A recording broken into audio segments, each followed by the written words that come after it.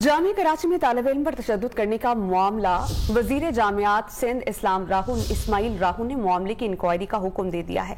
हम बात करते हैं इस पर डॉन न्यूज़ के नुमाइंदे सैयद वसीम से। वसीम, बताइएगा। जी बिल्कुल, देखिए जुमेरात के रोज जामिया कराची मस्कन गेट के पास जो है वो एहलकारों की जानिब से सिक्योरिटी एहलकारों की जानिब से तालिब इल्म पर तल्ख कलामी और तशद्दुद की वीडियो वायरल हुई थी, जिसके बाद इस्माइल राव जो कि वजीर जामियात और बोर्ड हैं उनकी जानिब से जो है वो वाक़े का नोटिस लेते हुए सेक्रेटरी यूनिवर्सिटीज और वीसी जो वाइस चांसलर जामिया कराची है उनसे रिपोर्ट तलब कर ली गई है।